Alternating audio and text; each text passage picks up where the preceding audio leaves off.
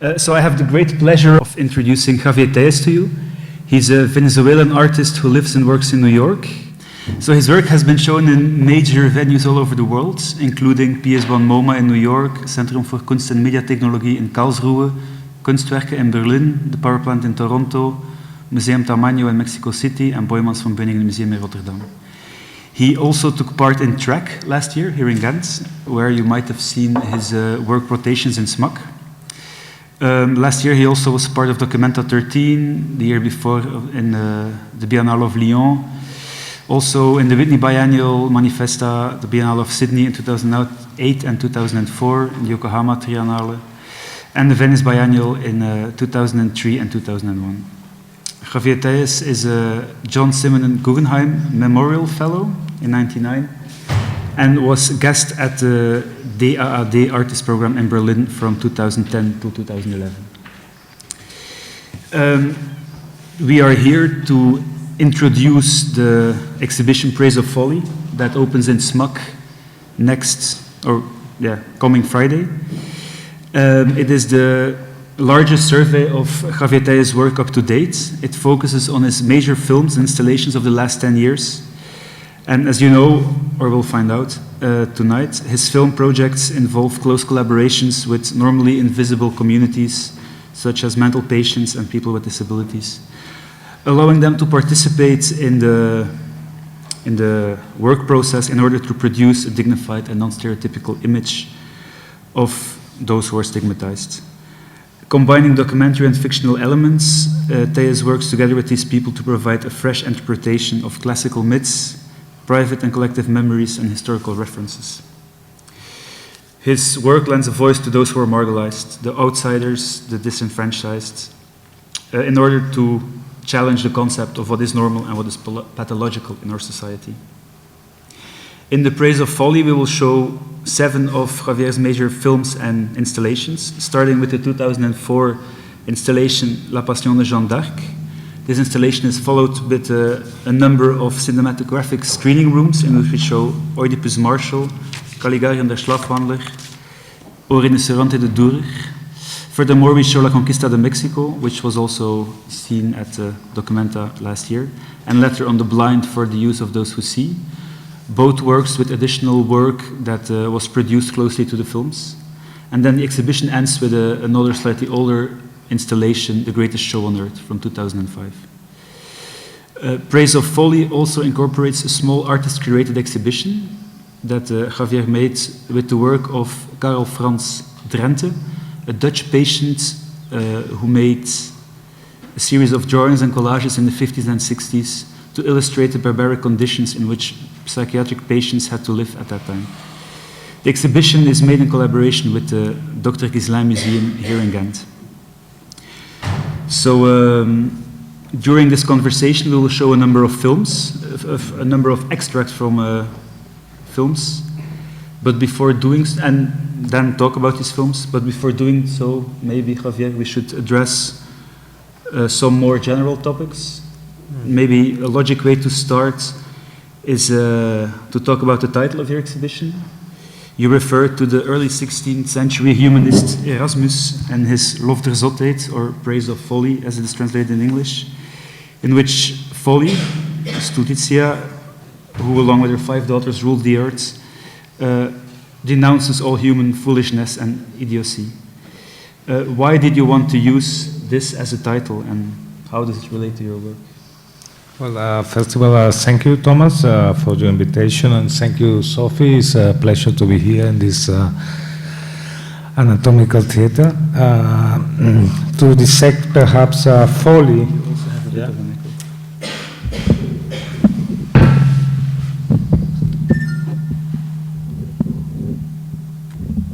So, is that good? No? Is that good? Yeah, it feels like it's pointing. Yeah. That's good. So to dissect folly, why to praise folly? I would say why not, you know? Why not to praise something that is being stigmatized, you know?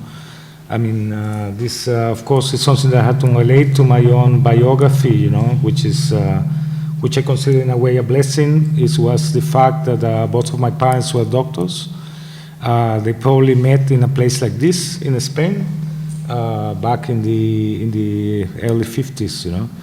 They were both psychiatrists, so when me and my brothers grew up in a very special house, in the sense that my father had a private consultation at home, so they were patients on daily basis at home, you know. So this idea of the psychiatric patient, something that's unheimlich, was not for us. I mean, we go up in a way without the usual stigmatization to the other, you know, that is caused by notions like pathology or mental illness, you know. Then as an artist, later when I was a teenager, I worked even in a psychiatric institution as a freelance, as a volunteer, you know, in workshops with patients. So in a way that I have oriented, you know, all of my work in the past 20 years to deal with mental illness, you know. In place of folly, for me, I mean, I choose the title in the sense that it also reminds me of some previous exhibition I did that was called The Chip of Folly, in the sense that the word folly in English can have a different meaning than the word, let's say, locura in Spanish or madness in English, you know. The folly is something that could be shared by everyone, and something that have to do with the sort of medieval conceptions of folly, as opposed to the idea of the illustration and so on of the Enlightenment project that sees madness as a kind of a special disease, you know. Instead, the Middle Age saw folly as something that was part of everyday life, you know.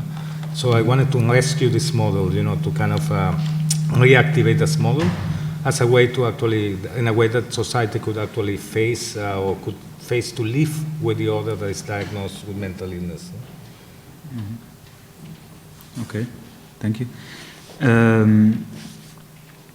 Something else more general before going to the movies I would like to bring up is the medium of film, because though you also make sculpture and installations, film takes a very prominent role in your artistic practice. Why do you so often opt for this medium? Well, I mean, I was trained both as a filmmaker and also as a visual artist. So, I mean, at the beginning, the first installations I did that I have to deal with mental illness and with the psychiatric institution were more object-based, you know.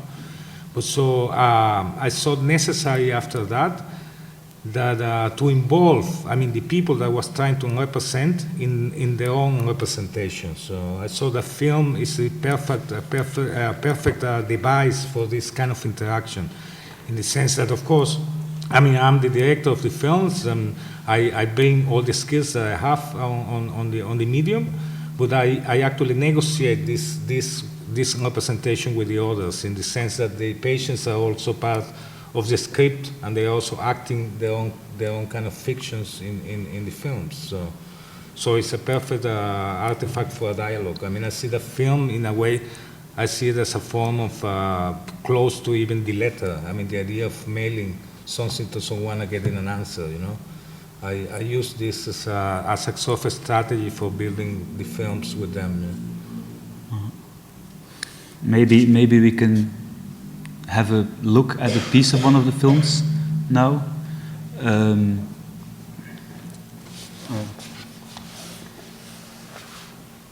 Yes, in these short clips, I mean, we will show, these are like about 4 minutes each of 3 different pieces from 3 different projects. I mean, the first one we will see is called Caligari and the Sleepwalker, and it's a piece I did in 2008 with 2007 with patients of the Vivantes Clinic in Berlin. I mean, we used Robert Wiener's famous 1927 film as a point of departure to weave the narrative of the film. So I watched the silent expressionist film with the patients many times, and I asked them a question. I say, what will happen if we want to make a remake of this film, but in a particular location? I choose the Einstein Tower of Eric Mendelssohn, which is also an expressionist building. It's basically the masterpiece of expressionist architecture, which was also built in Potsdam, which is coincidentally the same place where Caligari and the cabinet of Dr. Caligari was filmed. So immediately by putting these scenes together, of course, our film became very different to the original Norbert Wiener's silent classics, you know. In this case, the patients choose to make a science fiction, to tell a science fiction story, where Cesare, I don't know whether, how many of you had seen the cabinet of Dr. Caligari, but Cesare, of course, in the original film is a somnambulist that is under the control of Caligari, Dr. Caligari. In our case, Cesare is just an alien that comes to this observatory, the observatory of Mendelssohn. So we will see a fragment that shows the encounter between Cesare and Dr. Caligari.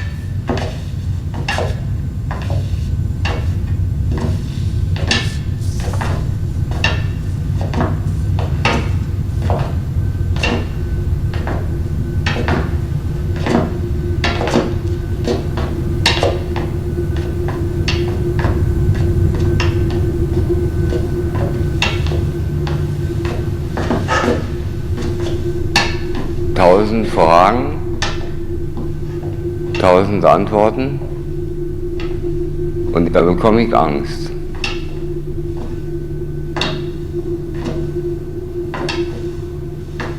Meine Psychose macht sich so bemerkbar, dass ich dann in einem anderen Film bin.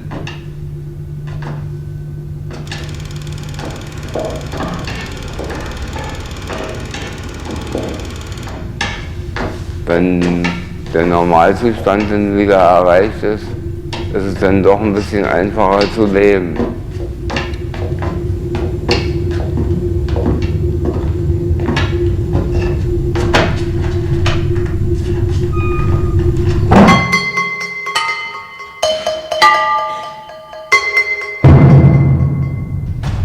Was siehst du in diesem Spiegel?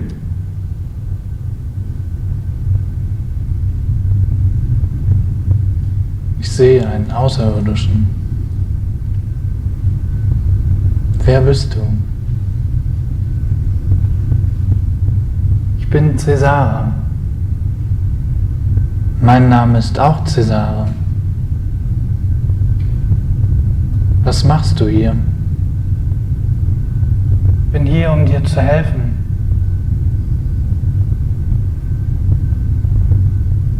Die Person hinter dir kann uns beiden helfen. Du stehst unter Caligaris Kontrolle. Ich glaube an seine Heilungsmethode. Ich würde gerne aufwachen. Er ist kein Psychiater. Er kann dir nicht helfen. Was ist er dann?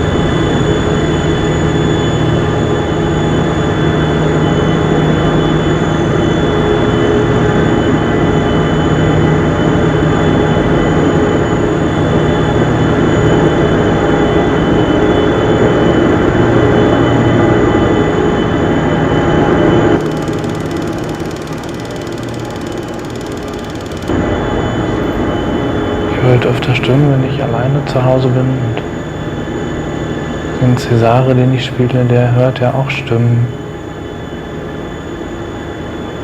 Das hat wahrscheinlich dann irgendwas mit der Krankheit zu tun. Dass die beiden Personen Stimmen hören und manchmal glauben, sie seien ein Außerirdischer.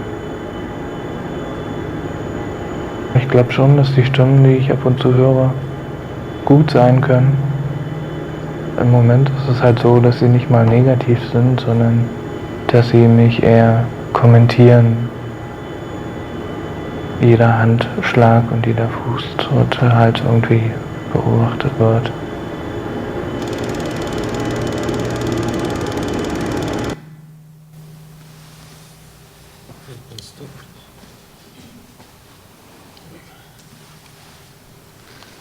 So, it's something you already touched now, introducing this film, but could we speak about the collaborative aspects of your work? How they go on a practical level? How does such collaboration start? We see here the patients, the actors in the movie watching a first screening of Das Kabinett des Caligari.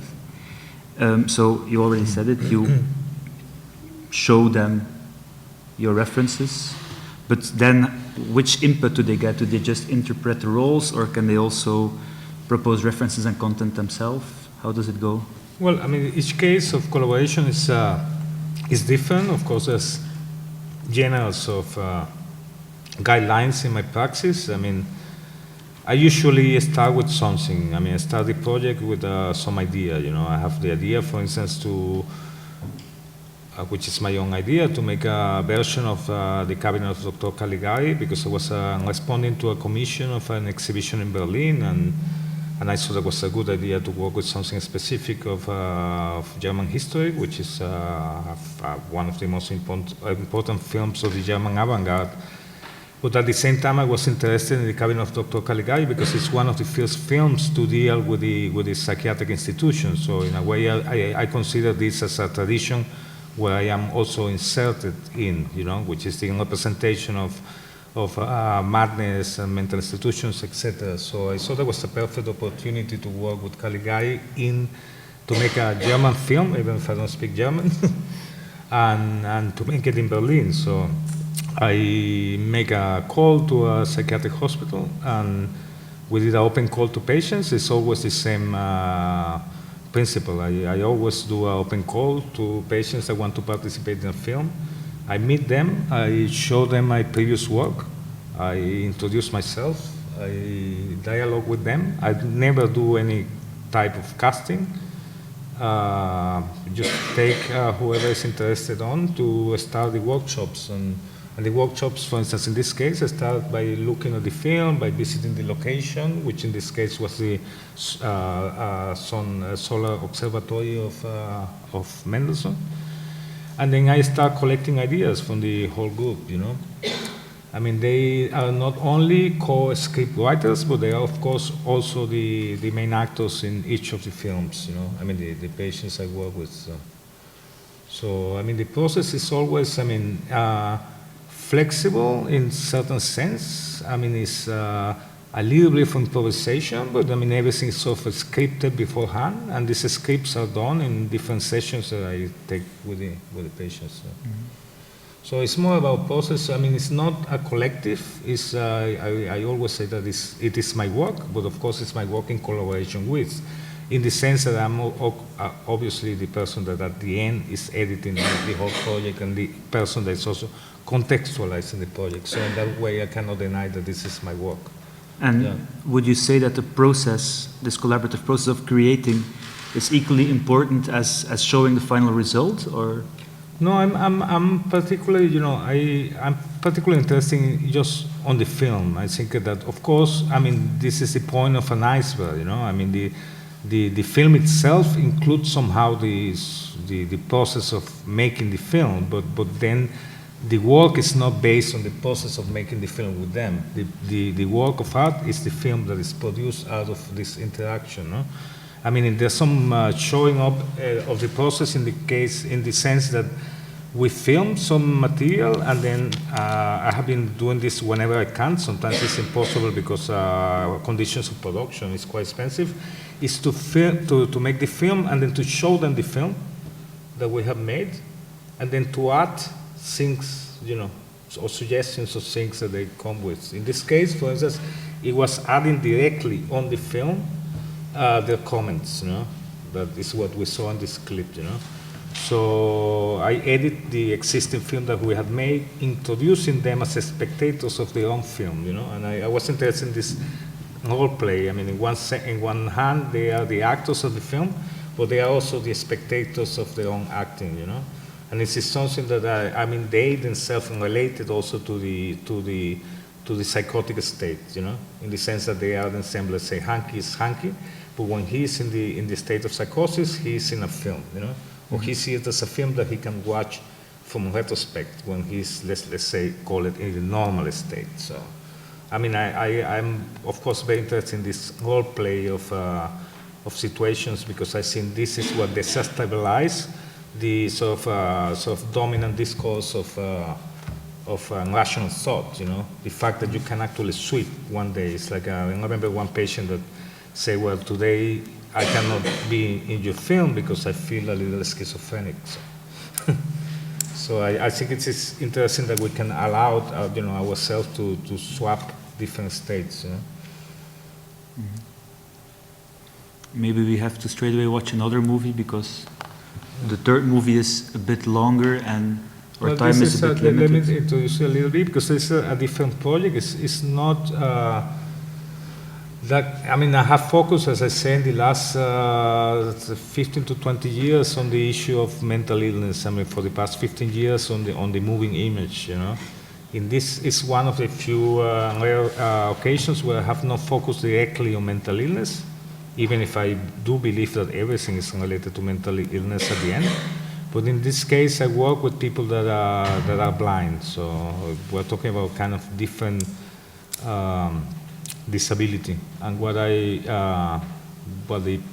point of departure for this piece was to re-stage an ancient Indian parable. This fable where 6 blind men touch an elephant and describe it afterwards. So what I did was exactly that. I invite 6 people, 6 New Yorkers that are blind, to encounter for the first time in their life an elephant and to touch it and to describe it. Of course, I mean, this is the let's say, the synopsis of the film, but so many other things came out in the film. Like the film is pretty much about the condition of being blind and how they are being perceived by the society of the people that see. Yeah? So we will see a clip of 4 minutes.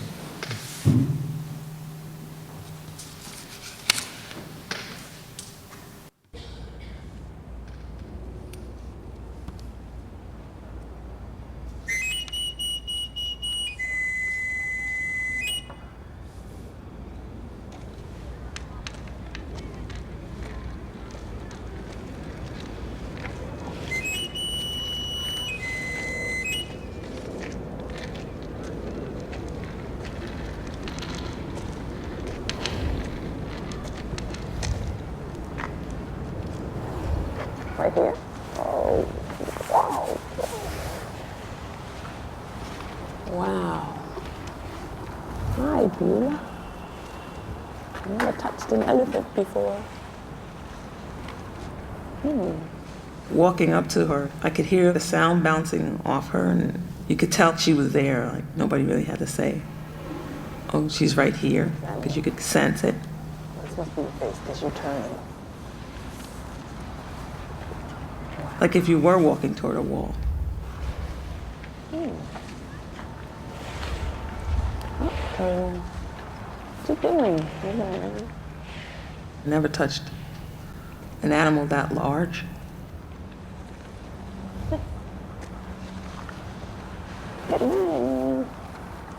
Remind me of some kind of either carpet or furniture.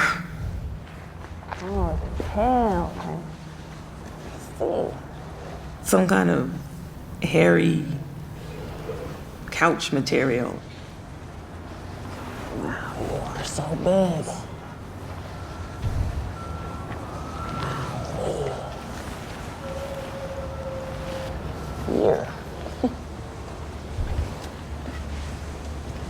that's the way I could tell I was near her head because of the ears.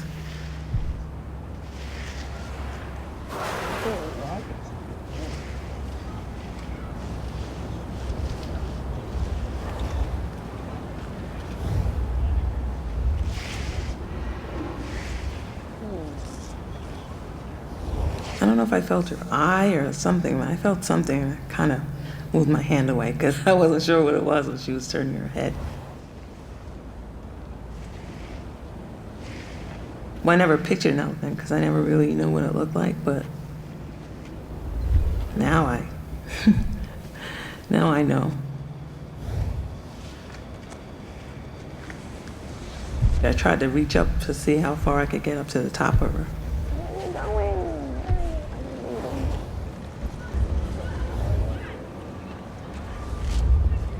And I didn't know they were that big.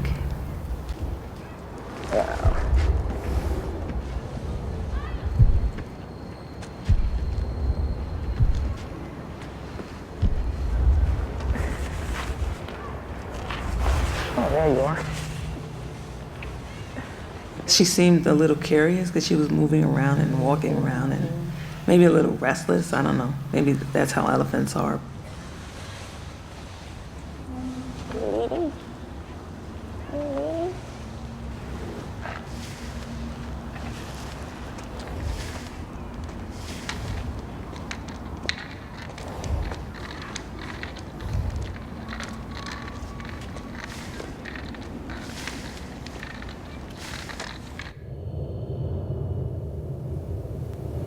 When I dream, it's the same as when I'm awake.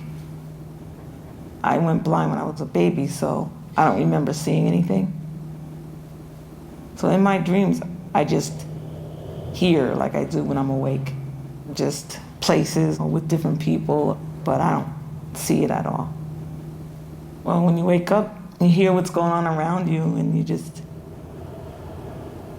you hear everything, so you know that's it, the dream is over.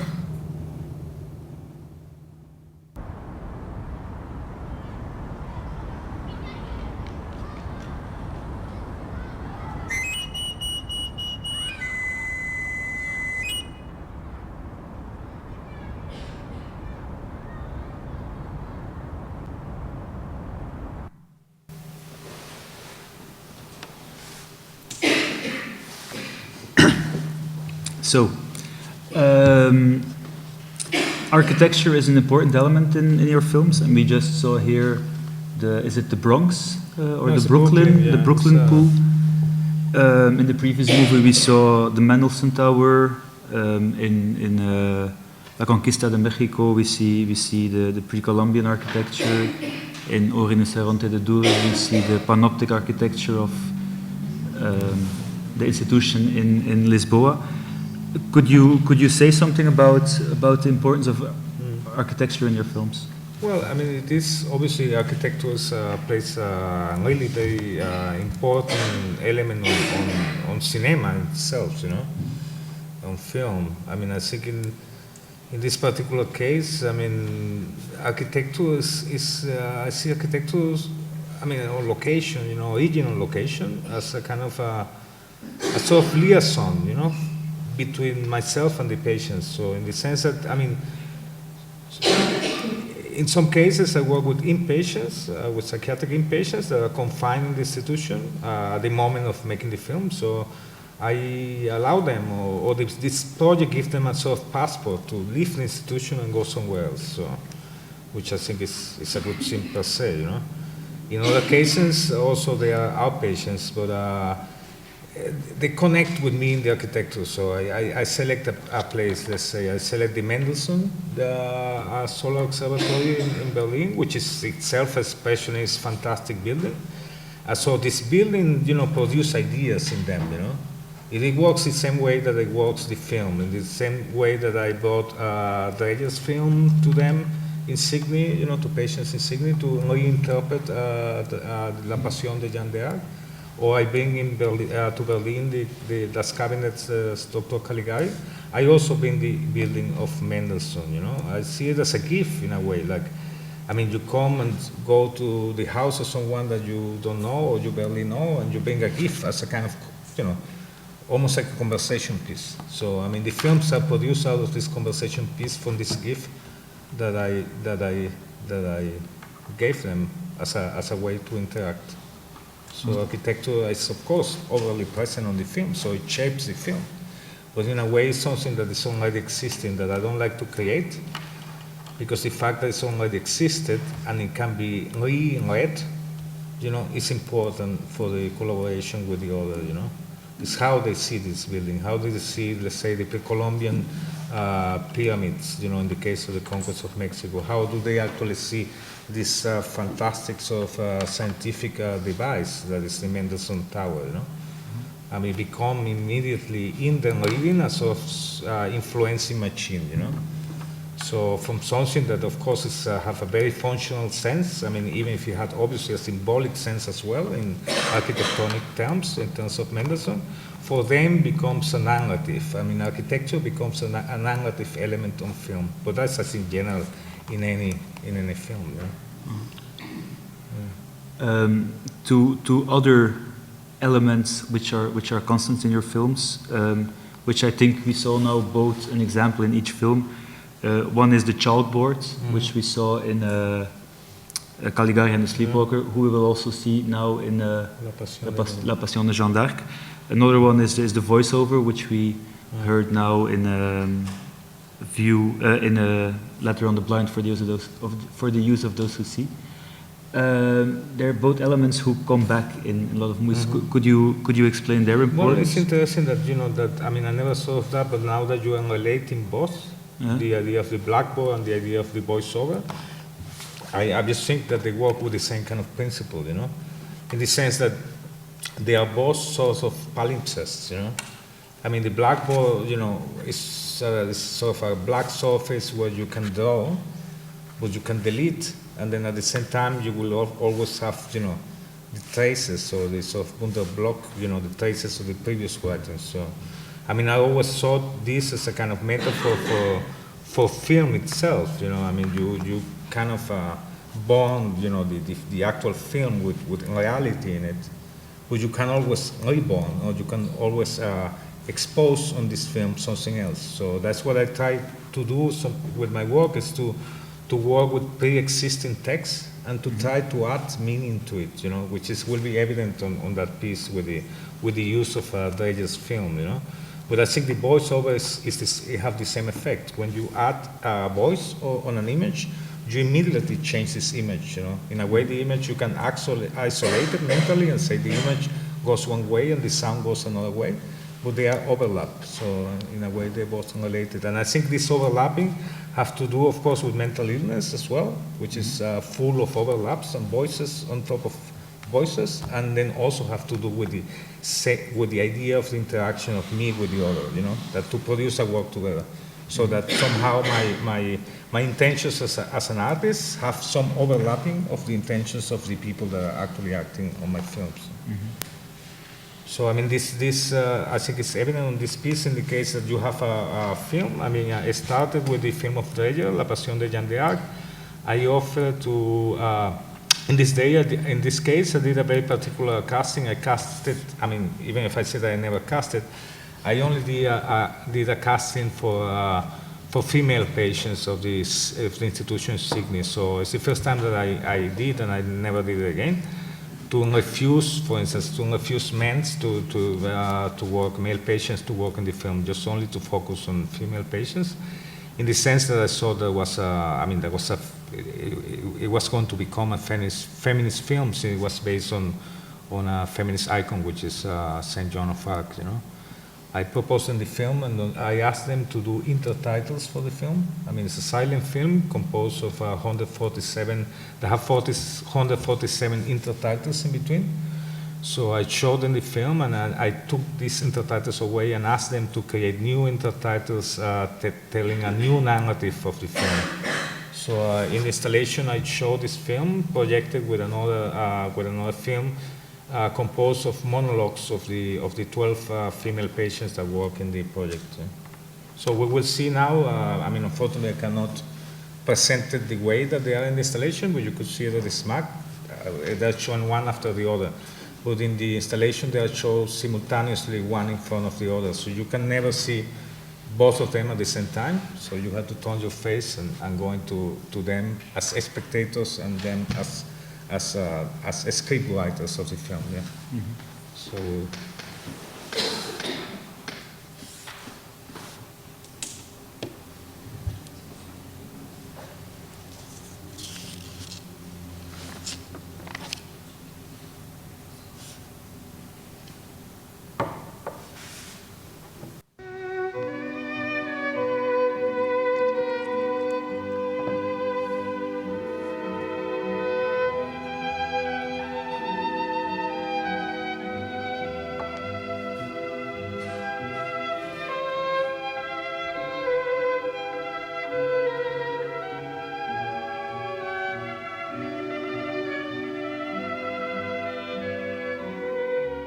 I'm a consumer of Sydney Area Health Service, and this is Dr. Joan of Arc, patient turned psychiatrist, and welcome to our session.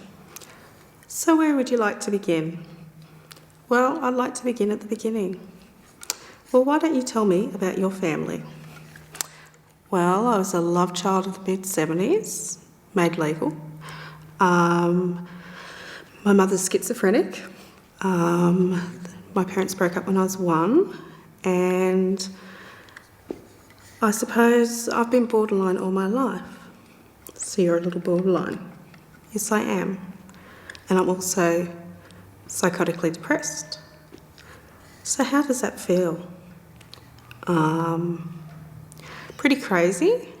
No firm sense of identity.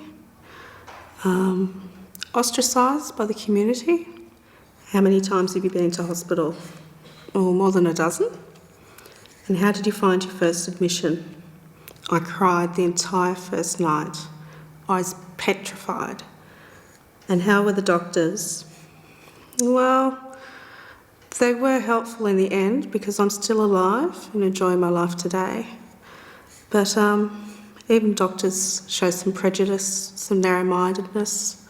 And how were the other patients? Oh, didn't need a TV, you can just watch the other patients spin out. And when did you think that you first started showing symptoms?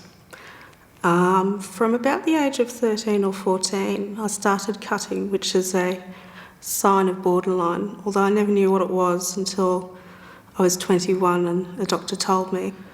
And how does the medication make you feel? Well, you get no highs, you get no lows, but you're nice and steady and you can get through. So how's daily life? I think you've got to eventually take responsibility, which my mother did not. She was never medicated or therapised. Therefore, we copped it. I remember when I was 10 years old, she said to us, the people over the radio waves can see you. They can see you when you're getting undressed for the shower or when you're going to the toilet. And of course, being 10, I believed her as Bible truth. So, coming at that time as a girl, turning into a woman, it just screwed with my head even more. But that's the sort of thing I lived with in daily life. So you suffer from prejudice when going for jobs and you've been mentally ill. Yes, people tend to label people as the thing. People are schizophrenic. They don't suffer from schizophrenia. Yet we do not call people who suffer from measles, mesolenic. So why should we wear such a bad label? And so what are you going to do about your labels? I'm going to own my labels. Yes, I suffer from borderline. Yes, I'm depressed. Yes, I'm a lesbian. And yes, I'm pagan. And I love being all those things. I would not be the person I am today without them. Why have you chosen me as your therapist? Because it's sort of turning the tables, I suppose. The psychiatrist becomes religious figure Joan of Arc, come patient. So instead of them pulling the strings, I'm pulling the strings. So Joan would like to take a bow now.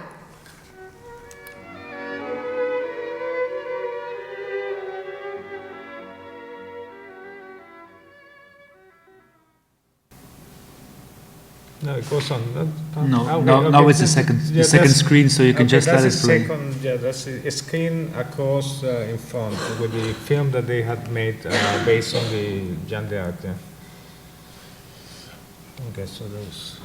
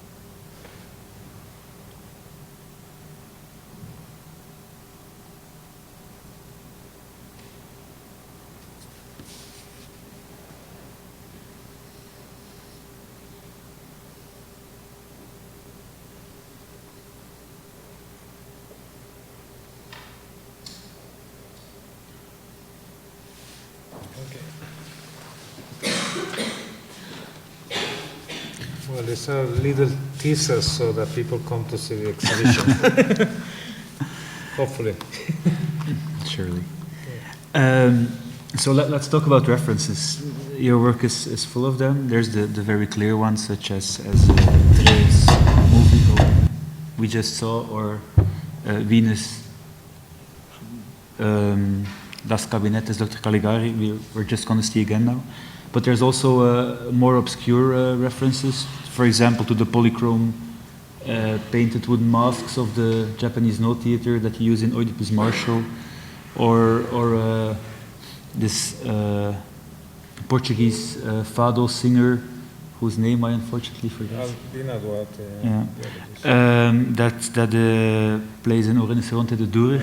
How important is it that the viewers get all these references, because some of them are pretty obscure? Well, I mean, you never get everything, you get something else. You know?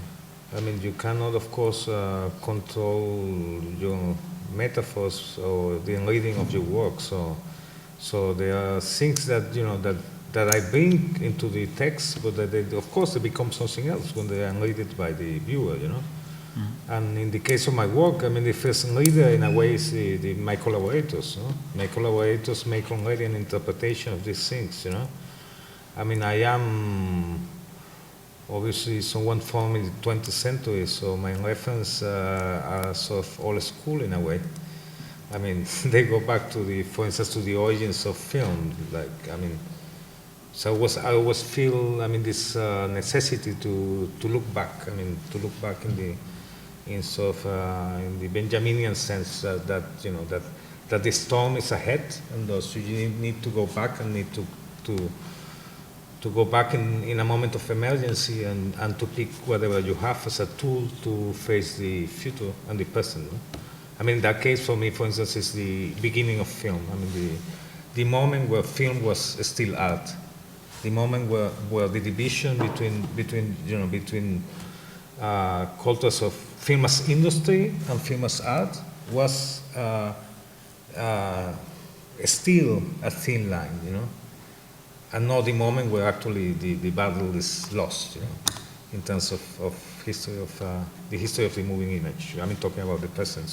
So I always think necessary to bring this reference and I think there's also a factor of paideia, if you want to say, in the sense that have certain skills or certain knowledge that I bring to people that become amateurs actors or amateur scriptwriters. I mean, people that have never been involved with the production of a film or never been involved with the production of an art piece. So I bring my knowledge to them and try to share this knowledge with them and see what gets produced. Yeah? Okay. I would also like to talk about some things we haven't shown. We didn't show an extract from La Conquista de Mexico. Maybe some of you have seen it last year, Documenta. This is your last major film production, in which a number of elements that are present in earlier films all merge together. Could you talk about this? Well, I mean, one project gets, of course, added to the other. I mean, one is conscious not to repeat. I mean, sometimes, unfortunately, I repeat my own tics, you know. And I think also, I mean, also my collaborators also repeat the same tics because they see my previous work. Somehow, I mean, I'm always kind of in watching that this doesn't become an influence even in the production of the new film, you know. The fact that they have seen other people, I mean, when they see other people, I mean, they don't only see my work, they communicate directly with these people. Like let's say when I show them, for instance, in Mexico, I show La Pasión de Jeanne d'Arc, they identify a lot. I mean, especially the female patients that work with me, they identify a lot with with the female patients in Sydney, because at the end, I mean, it's a sort of, maybe my dream is to do a sort of internationale of mental patients, and I mean, that will be my dream, to make a co-production with different psychiatric institutions worldwide, you know. Of course, I need the conditions of production to make this happen. Mm-hmm. But I mean, I think like the conquest of Mexico in a way assumes certain chapter, let's say, on my work, in the sense that there's have a lot this role play between fiction and documentary. The patients are both actors and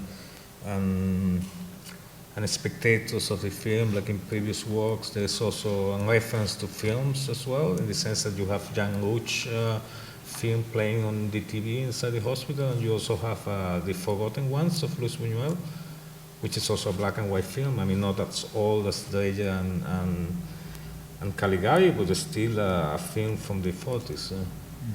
So there's all these elements that come to take place, to dialogue in different ways. And in SMAC we show it as a regular cinematographic screening, but in Kassel you showed it as part of a larger installation called Arthur's Cave. Yeah.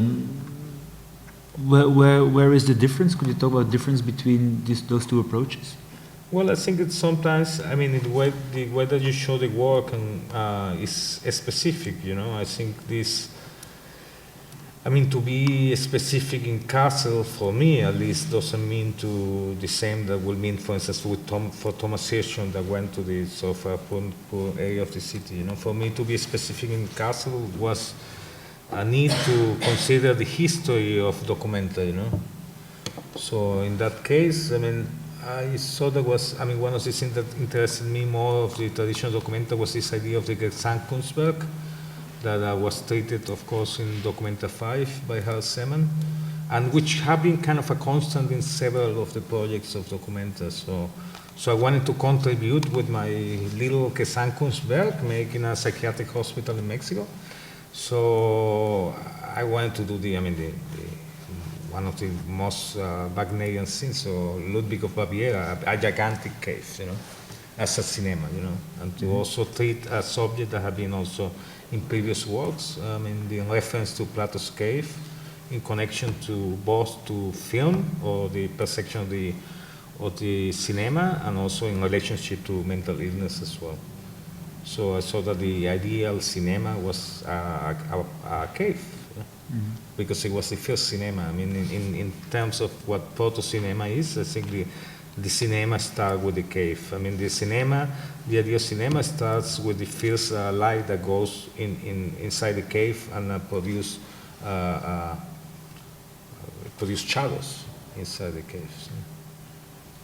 So it was a symbolic thing, but this doesn't mean that I always need the cave to show the conquest of Mexico. I mean, in some of my cases, I produce also installations to work as sort of pavilions to show my films. For instance, in the case of the SMAC exhibition, we have the circus tent to show One Flew Over the Void.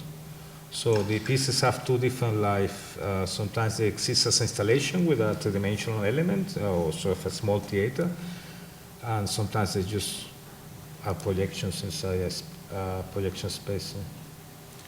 And maybe also not interesting to talk about something which is not a film, which is actually a special project, which I mentioned at the beginning, inside the exhibition, an epilogue, if you will, of the exhibition. It's an exhibition you created of the work of Karel Frans Drenthe. Could you sketch out why you wanted to incorporate this in your show and how it works?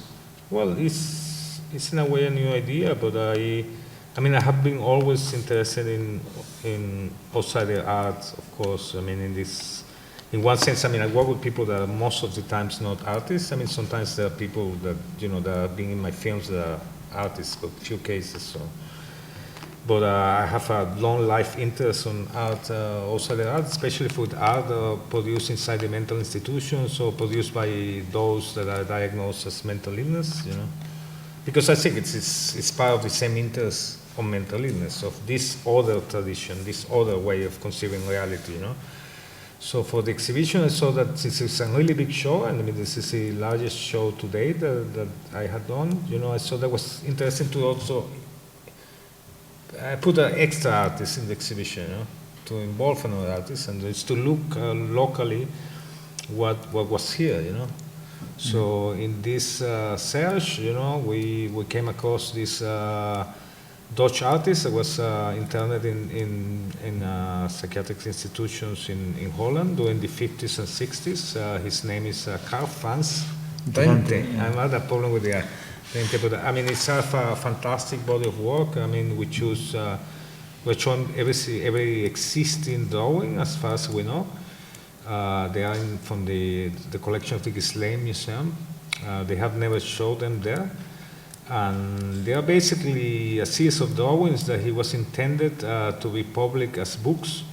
And the account, I mean, they are kind of a sort of a very detailed account of the life inside the insane asylum at the time. So they include everything from electroshock therapies to the relationship between the psychiatrist and the staff, bedding queues, restraining, straitjackets, etc. You know, so I mean, it's in a way like a sort of modern plot to understand the sort of machinery or the apparatus of the psychiatric institution. So I see this is quite unique. I don't think there's many examples like that worldwide that I know of a patient that has made a series of artworks based on the life of the hospital. Usually it's the opposite. I mean, the patients actually produce a work which gets them completely out of the context of the mental institution, like it's the case of Wolfli, no? Of Adolf Wolfli in Switzerland, for instance, who make this gigantic Gesamtkunstwerk, where he imagined different planets, different realities, different histories. Yeah? But in the case of Drenthe, all his work is based on realities, based on the everyday reality that he was suffering, obviously, and the other patients were suffering at the time. I think it's really admirable work. And you're juxtaposing these drawings with a number of objects you also took from the KASKlezing collection. Why is that? How you see that? Well, I think it's in a way they offer a sort of decor in the sense that Marcel Portas will give to the world, but I mean also at context. You know, I think that it's quite important issue when the work of the mentally ill or the outsider art is shown, is that it's often placed or neutralized, you know, in terms of context, you know, and of course we know that it's impossible that, you know, so the artwork is not autonomous and it cannot exist by itself. So there's always the risk of, for instance, associating, you know, outsider art in a very superficial way with the avant-garde, for instance. I think it was the case, for instance, of the LA County exhibition called Parallel Visions and many other shows, you know, which at the same time is similar with the so-called primitive art, is how do you actually exhibit something that was not meant to be shown in the museum, you know? How do you exhibit something? And I think that was perhaps the failure of the Venice, the recent Venice project, you know, judging from the publication on the photograph, because I didn't read it. He said that, you know, in order to show these works of so-called outsider art, you have to contextualize them, because I mean, there's a text that needs to be translated somehow. I mean, for instance, when you see Drenthe's work, I mean, you need to understand the context of the psychiatric institution at the time, you know, because the work necessarily won't explain that. I mean, the work had a time, like any other work of art, it needs to be contextualized as well. And is you're also producing something new for those spaces? Some very last minute project which somewhere holds the middle between an artist statement and maybe a new piece? Well, I don't know. Is it also what you try to do there? Well, it's not an art piece. I'm playing here in all of the curators, so you're curating me as a curator.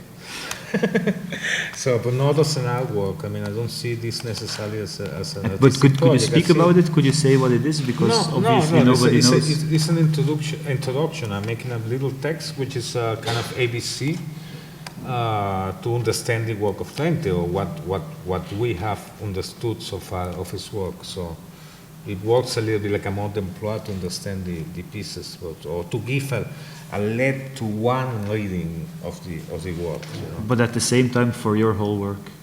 I think it is self-reflective in the sense that, you know, a lot of the interests, I mean, of Drenthe are also my interests. I mean, of course, his position was different because he was a patient. I had never been a patient, but I have also based my work on the insane asylum as well. In several cases, appears in my work. There are points of where our paths meet. You know, so I think this will be interesting to have this dialogue between my work as an artist and the work of another artist in the exhibition.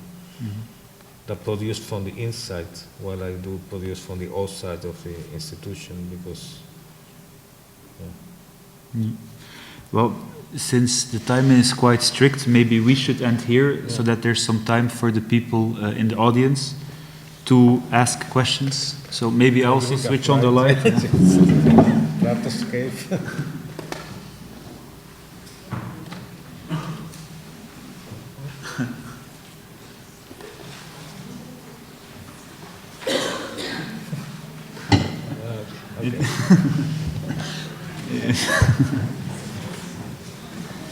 So, is there anybody that would like to start? That has a question?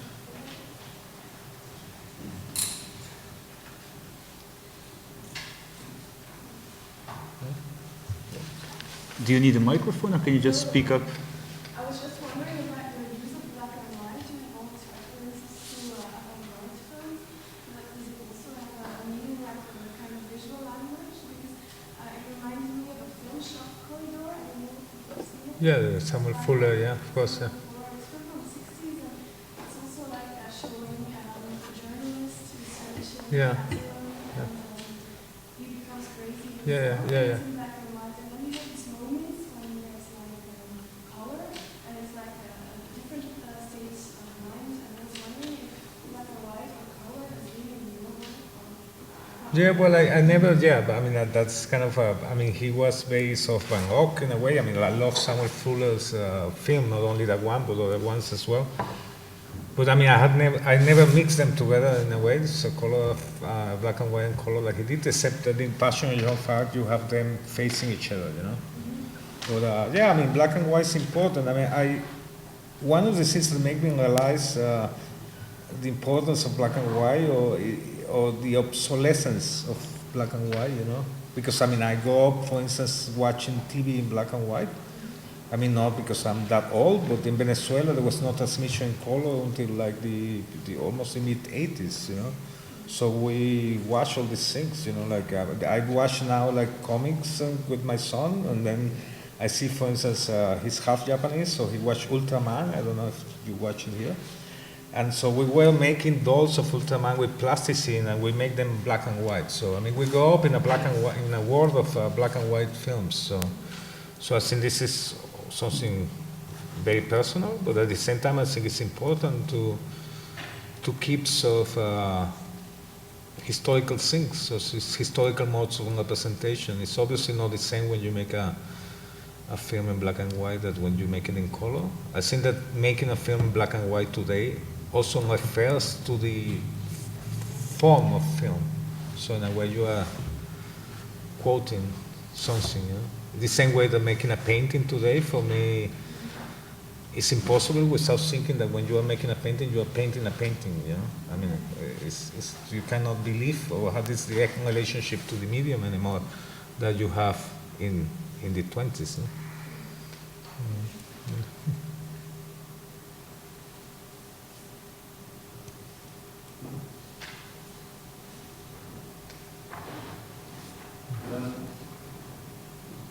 Are all your movies with homogeneous actor groups?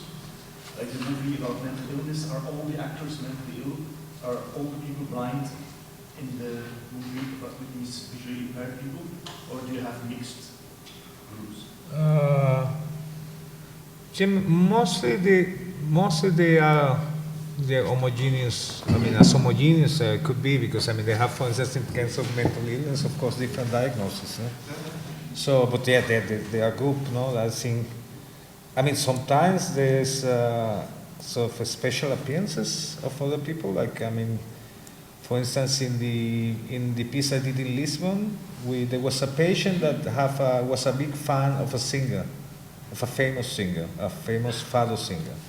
So for the film, I contacted the singer and asked her whether she would take part of the film. So we include her in the film. So she's not.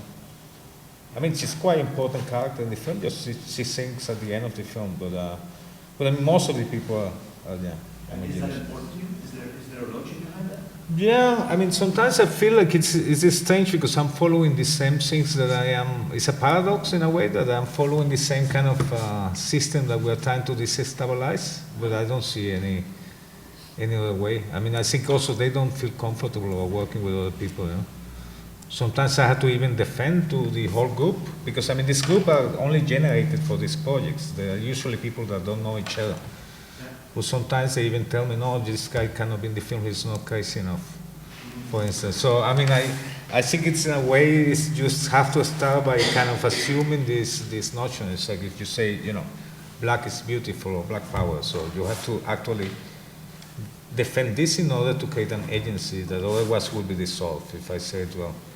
But I mean, I have thought also of the idea I would like to do a film with actors, with really well-known professional actors, and mix them with people from the hospital. But this is not had happened yet. I mean, in the case of the blind people, I mean, it was really people who are blind. I think it was crucial to have, you know, because the film was our blindness, and you know, I was kind of wanted to be specific and to actually see how, you know, how these people feel about being blind in New York, for instance, you know, which you don't see much in that clip. There are other segments of the film where they talk more about the perception of society and so on. So maybe it will be too complex to juxtapose these two things. You know? So we will need more time, perhaps. But this is a very good point. Yeah.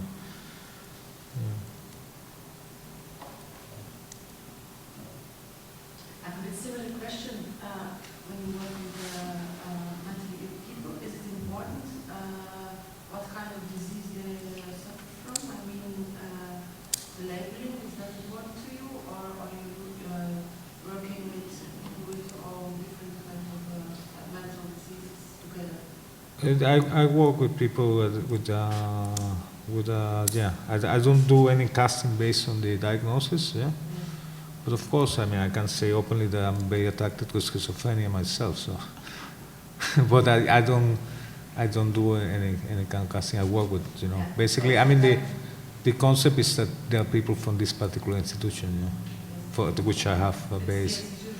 The institution. Well, I mean, this institution, the ones that do the labeling. So. And does it happen quite often that people have to quit in the middle of the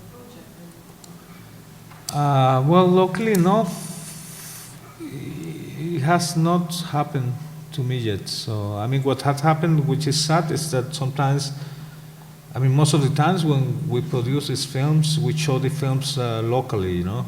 I mean, the commission, for instance, in the case of the cabinet of Dr. Caligari, was produced in Potsdam with patients from Vivante's clinic in the East Berlin, and it was shown in the Haus der Kultur an der Welt in Berlin. So all the patients came to the opening, which is a very kind of good moment. So, I mean, they had seen the film before. Obviously, I showed them in the hospital, but to present it to the public. So, I mean, in some cases, patients have not been able to come back because they have, how you call that, like caída, where you fall again. So relapse.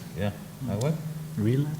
Relapse, yeah, that's the word they use. Relapse, and so they had to be hospitalized. But not doing the film, yeah. Do you have to pass an ethical committee or something like that? Because when we do research with mentally ill people, you have to pass a whole procedure to get through the ethical commission, because you may not just ask questions to mentally ill people. So I can imagine when you enter an institution, you say, well, let's make a movie, but they don't just accept that.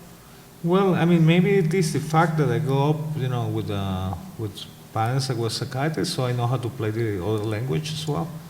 So, I mean, I found it sometimes even surprisingly easily, you know, to get the permissions. Because, I mean, obviously what I'm interested in is the permission of the patients themselves, you know, that they obviously voluntarily agree because they get involved and they actually, you know, get also remunerated as actors as well, so they're part of the project. But, I mean, I will never film without authorization or photograph without authorization of anybody, you know.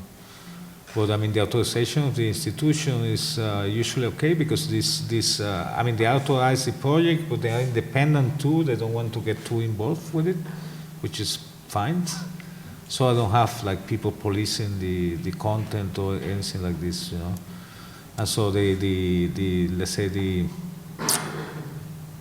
how do you call the signal, the agreement, you know, the agreement is between the patients and myself, and since they are, you know, citizens with equal rights, they can decide on their own, on the use of their own image. So, yeah. I mean, of course, ethics goes beyond the institution. I mean, and it is, of course, at the base of my praxis is just to try to sort of redefine an ethics on the representation of the mentally ill, you know. So, yeah, and it's problematic. Yeah, it's a problem that, you know, we face in every piece. Yeah? How to represent the other, you know. But I think this is the same problem either for mentally ill people or for any people that sort of live at the margin, or that they are at the margin of representation. You know? I mean, how to represent poverty, or how to represent, I don't know, the Palestinians. Yeah.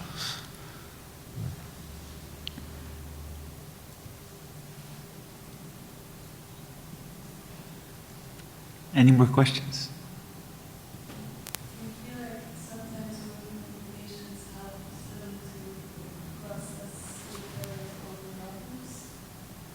If it helps, I say again on that. When the patients work with you in your projects, does it sometimes really help them to process, or does it kind of work as almost a little bit of therapy? Well, I mean, I guess it is. I mean, I guess this is therapeutic to make any kind of creative work, you know. But I mean, my work is not oriented towards this principle. It is oriented towards making an artwork, you know, not towards the idea of cure, you know. So, I mean, I would say, you know, always say that, you know, if it's therapeutic, it's more therapeutic for the people that actually see these films. In the sense that it helps them some other ways to conceive reality, you know, than to actually, you know. I mean, I do believe in therapy. I'm not an anti-psychiatrist. I just think that psychiatry has to, you know, to challenge itself constantly, you know. But I'm, of course, not a professional in that sense. I'm just a filmmaker or an artist, you know. Yeah.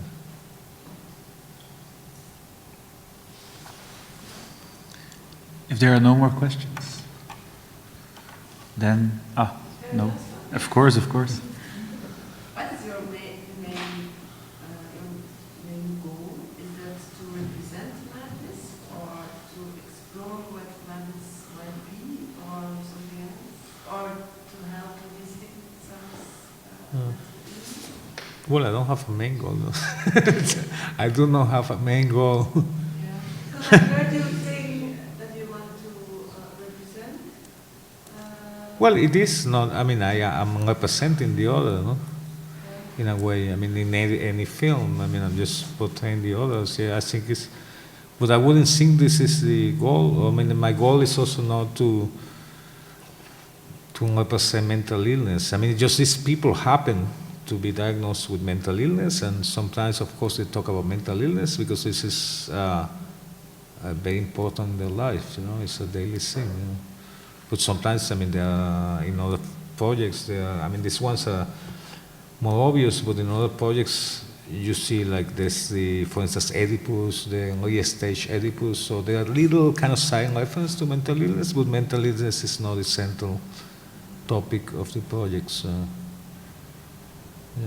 I don't know. I mean, I think I have more like a specific, perhaps, goal in every project than to have a general goal with all my work. I mean, maybe it's just about understanding the others and understanding myself better. I mean, if you, but that's basically what we all try to do. No? Yeah. Okay. If there are no more questions, I only would like to thank you for being here tonight and thank Javier for agreeing to. Thank you, Sophie, for the invitation. This is great. Yeah. And to invite all of you to the KASKlezing to have a drink and maybe to have a local. Of course. And of course, everybody is also very welcome to come Friday evening at 8 o'clock, Praise of Folly, the exhibition of Javier, opens at SMOC, so please be there. Thank you.